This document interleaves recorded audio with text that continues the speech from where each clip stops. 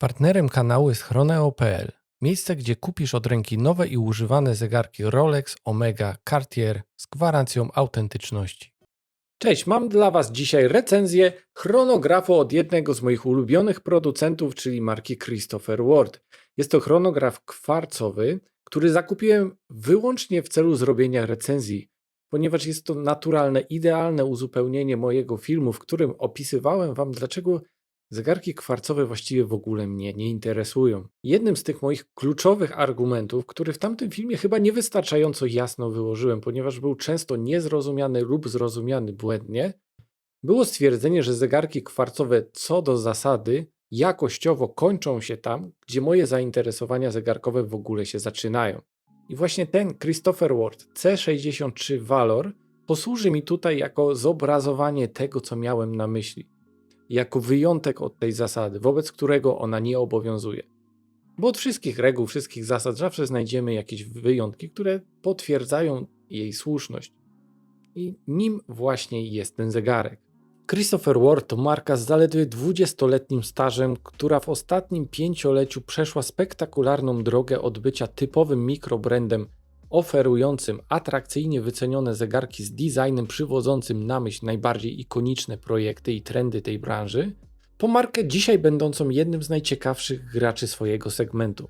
Jednym z takich kamieni milowych w kreowaniu własnego rozpoznawalnego języka projektowego było wprowadzenie specjalnie stworzonej koperty o chwytliwej nazwie Lightcatcher, która pojawiła się gdzieś w okolicach roku 2019.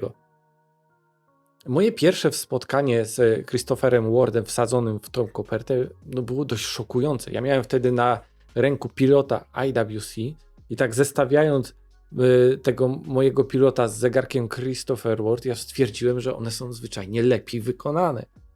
I wracając do domu, jeszcze będąc w samochodzie, już zdążyłem wyklikać sobie pilota od Christophera Warda. Był to zegarek C65 Cornwell.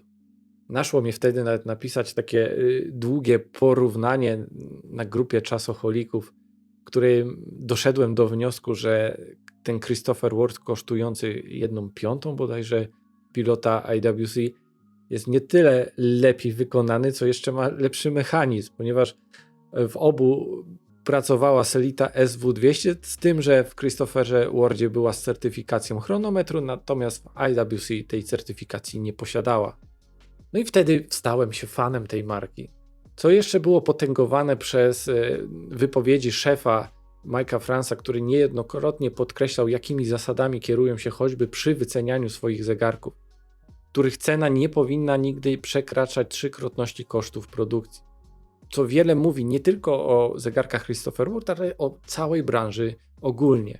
Wracając jednak do C63, jest to pierwszy zegarek Christopher Ward zaaprobowany przez Ministerstwo Obrony Sił Zbrojnych Wielkiej Brytanii, cokolwiek by to znaczyło.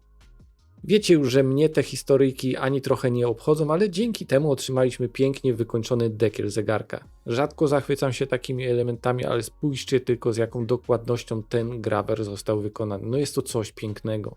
Cały zegarek wykonany jest w podobnym standardzie. Jest to ta sygnaturowa koperta Lightcatcher, która zwróciła moją uwagę kilka lat temu. Jej nazwa jest też nieprzypadkowa. Dzięki złożoności konstrukcyjnej i różnorodności w tych metodach obróbki zegarki Christopher Ward fenomenalnie grają ze światłem. Mamy tu przeplatankę szczotkowanych i polerowanych powierzchni zapewniających wizualne doznania, jakich próżno szukać u dużych marek w tym budżecie cenowym. Jedynym elementem budzącym moje wątpliwości jest ta mała krawędź od spodu zegarka. Ja zwracałem już na nią uwagę 4 lata temu w tym pisanym porównaniu do zegarka IWC. Szkoda, że tego nie zmienili, koperta byłaby wtedy kompletna. Oczywiście jest to drobnostka, której nie widać nosząc zegarek, ale wolałbym, gdyby ta krawędź była zrobiona zgodnie ze standardem obowiązującym w dosłownie każdym innym elemencie tego zegarka. Bo tarcza wykonana jest równie dobrze. Indeksy, logo producenta, to wszystko jest płaskie, polerowane na wysoki połysk. Nie wiem, czy kojarzycie filmy pokazujące zbliżenie na wskazówki Rolexów i zestawianie ich z tymi z Grand Seiko. One były popularne w czasach wczesnego Watchfindera. Pokazywano wtedy niedoskonałości na polerowanych powierzchniach elementów tarczy, bo je znacznie trudniej przygotować nieskazitelne niż na przykład indeksy nadrukowane lub nakładane, ale wypełnione lumą. Tym większe brawa dla Christophera za wykonanie tych tutaj. Ma to jednak swoje skutki uboczne. Ze względu na niemalże lustrzaną polerkę często mamy efekt, że te elementy giną, stają się niewidoczne, co nieco obniża czytelność zegarka. Chyba wolałbym tutaj odwróconą kolorystykę, białą tarczę i czarne subtarcze chronografu. Wtedy gra ze światłem tych polerowanych indeksów dodawałaby całej estetyce, podnosząc kontrast i ułatwiając korzystanie. Luma na tym zegarku należy do gatunku takich użytecznych, spełniających swoje zadanie, ale niezbyt imponujących wizualnie. Bo wypełnione mamy głównie wskazówki oraz małe punkciki na indeksach i przyznam szczerze, że tych punkcików na indeksach przez pierwsze kilka dni nawet ani razu nie zauważyłem. Niemniej, tak jak wspomniałem, godzinę po zmroku odczytać się da. Będąc przy tej jakości, chciałbym nawiązać raz jeszcze do tego wspomnianego filmu, w którym porównywałem zegarki kwarcowe oraz mechaniczne. Dzisiaj dzięki dostępności do nowoczesnych narzędzi, ale także do podwykonawców oferujących za niewygórowane ceny właśnie tak dobre wykończenia kopert, mikrobrandy są w stanie zaoferować nam jakość tych zegarków wcześniej zarezerwowaną wyłącznie dla produktów z klasy premium. Tylko ci mali producenci, decydując się już na zainwestowanie w wysokiej jakości koperty, pchają w nie prawie wyłącznie mechanizmy tradycyjne. Ponieważ ten statystyczny dzisiejszy klient skłonny zapłacić więcej za zegarek, właśnie takiego mechanizmu oczekuje. I w wyniku tej kalkulacji obraz rynkowy coraz klarowniej kształtuje się wokół linii podziału, że kwarcowe mechanizmy do tańszych i gorzej wykonanych zegarków, przeznaczonych dla klienta obojętnego, któremu wszystko jedno co w zegarku pracuje, a werki mechaniczne do zegarków lepiej wykonanych i droższych, bo statystyczny klient gotowy zapłacić za taki produkt oczekuje dostać coś w pełni mechanicznego. I z podobnych powodów mamy w tej branży również to ciśnienie na producentów do wypuszczania wszystkich zegarków ze swoimi in-house'owymi mechanizmami. I mimo, że dla nas klientów niekorzystnym jest to, by każdy producent produkował, wyposażał swoje zegarki we własne mechanizmy, to i tak, gdy pojawia się jakaś premiera droższego zegarka wyposażonego w ETE czy Selite, to spotyka się to z falą hejtu. Werk in-house'owy utożsamiany dzisiaj jest z wyższą wartością, a producenci chcący wyposażyć swoje zegarki w mechanizmy kwarcowe, o ile nie jest to Grand Seiko, muszą się tutaj liczyć z jeszcze bardziej kategorycznym i krytycznym przyjęciem przez klientów. Muszą mierzyć się z falami hejtu i podważaniem tych wycen zegarkowych. Im dłużej tej sytuacji się przyglądam, tym bardziej jestem przekonany, że z czasem będzie wyłącznie gorzej.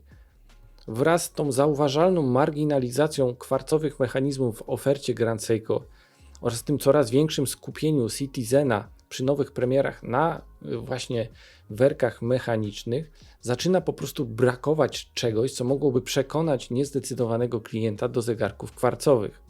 Cieszmy się zatem, że są jeszcze takie wyjątki jak właśnie recenzowany dzisiaj Christopher Ward.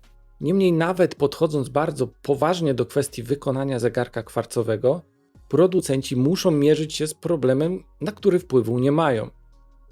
A jest to problem praktycznie zerowej dostępności wysokiej jakości mechanizmów. Nawet projektując wybitnie wykonany zegarek, są skazani na tani i brzydki mechanizm, którego nawet nie opłaca się naprawiać w przypadku awarii. Bo po prostu innych nie ma. Grand Seiko i Citizen tworzą wyłącznie na własne potrzeby, więc dla takiego Christophera Warda czy kogokolwiek chcącego zrobić porządny zegarek kwarcowy zostaje bardzo ograniczony wybór. Christopher Ward postawił na mechanizm ETA G10.212AD w specyfikacji z termokompensacją oraz certyfikacją COSC. I zdaje się, że jest to najlepszy mechanizm, jaki mogli w ten zegarek wpakować.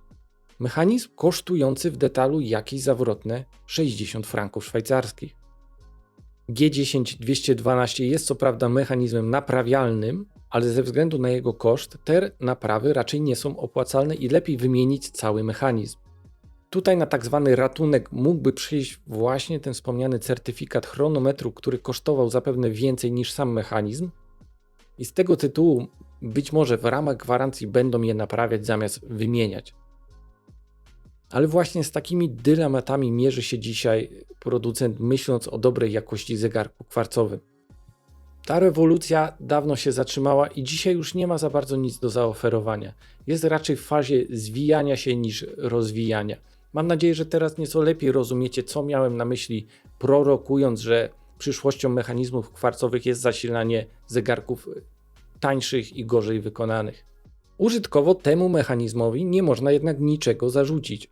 Jego dokładność według pomiarów dołączonych do certyfikatu, jaki dostajemy z zegarkiem, nie przekracza odchyłki, uwaga, 1/20 sekundy dziennie, a roczna dokładność ma mieścić się w 10 sekundach. Mechanizm jest wyposażony w funkcję chronografu mierzącego do 1/10 sekundy oraz umożliwiającego pomiar 2 okrążeń, czyli komplikacje split seconds. Ten sam mechanizm w tej samej specyfice jest używany w zegarkach Breitling Endurance, gdzie nosi oznaczenie kaliber 82. Z tym, że tamten zegarek kosztuje okolice 10 000 złotych. To trochę, myślę, że rzuca jakieś inne światło na wykorzystanie tego, a nie innego werka przez Christophera Warda. Oczywiście można na to spojrzeć z drugiej strony i wskazać sporo tańszych zegarków również wyposażonych w ten mechanizm, ale takie są właśnie uroki dzisiejszego krajobrazu zegarków kwarcowych. Zbyt wielkiego wyboru tutaj po prostu nie ma. A tak na marginesie wspomnę, że śledztwo internetowe na dzień dzisiejszy wykazuje, że mechanizm o tej architekturze napędza również Moonswatcha. Oczywiście nie jest to potwierdzone, bo Swatch nie podaje dokładnie, co znajduje się w środku, a też nie mamy możliwości otworzenia dekla w tym zegarku, ale szukając odpowiedzi na to pytanie w internecie, znajdziecie póki co wyłącznie tropy wskazujące, że w Moonswatchu pracuje właśnie ETA G10, jakaś jej podstawowa wersja. To pokazuje dość ciekawy przekrój wykorzystania tych werków. Od taniej plastikowej zabawki po, powiedzmy już to wprost, luksusowy zegarek spod szyldu Breitling. I dla ludzi obojętnych na mechanizm, jaki znajduje się w zegarku, jest oczywiście to sprawa wtórna, ale są też tacy, dla których jest to bardzo istotna kwestia i wyobrażam sobie, że kupienie zegarka z werkiem takim samym jak w Moonswatchu może być barierą nie do przeskoczenia. No ale cóż, taki właśnie mamy klimat. Ale ten temat już zostawmy. Skupmy się na drugim najmocniejszym elemencie tego zegarka, który jest w mojej opinii równie istotny jak jakość wykonania. Chodzi o jego wymiary i wygodę. Zegarek ma 39 mm średnicy, 11,5 mm grubości, 46 mm lak-to-lak oraz pasek o szerokości 20 mm. W mojej opinii jest to taki wymiar idealny, mój sweet spot. Nie poprawiłbym tutaj niczego. A ze względu na segmentową konstrukcję koperty na nadgarstku robi wrażenie jeszcze cieńszego. Ergonomicznie jest to absolutna perfekcja. Zestawiając to ze 100 metrami wodoszczelności, daje to przepis na bardzo fajny daily zegarek. Jest dostępny na 2 różnych bransoletach, z czego mnie najbardziej podoba się ta multilinkowa bransoleta Consort. Jednak ja zdecydowałem się na pasek, bo od tego zegarka oczekiwałem lekkości i bransoleta nie pasowała mi pod moje zastosowania. Noszę go aktualnie na moim ulubionym pasku gumowym, czyli Cut to Size od Deluxe. Generalnie dość łatwo dobierzecie tutaj wiele fajnych pasków. Jest mało wymagający, pasuje mu niemal cały przekrój od skór po gumy i paski NATO. No może poza tymi stylizowanymi na vintage, bo kolorowe wskazówki chronografu narzucają trochę bardziej nowoczesne połączenia. Jestem jednak przekonany, że z dobraniem właściwego paska nikt nie będzie miał problemu. Cena tego zegarka na pasku wynosi 650 euro, natomiast na bransolecie jest to 800 lub 875 euro. I oczywiście można ją rozpatrywać dwojako. W porównaniu do Breitlinga Endurance jest to bardzo dobra oferta, a zaryzykowałbym stwierdzenie i myślę, że nie będę daleki od prawdy, że Christopher Ward jest zegarkiem lepiej wykonanym.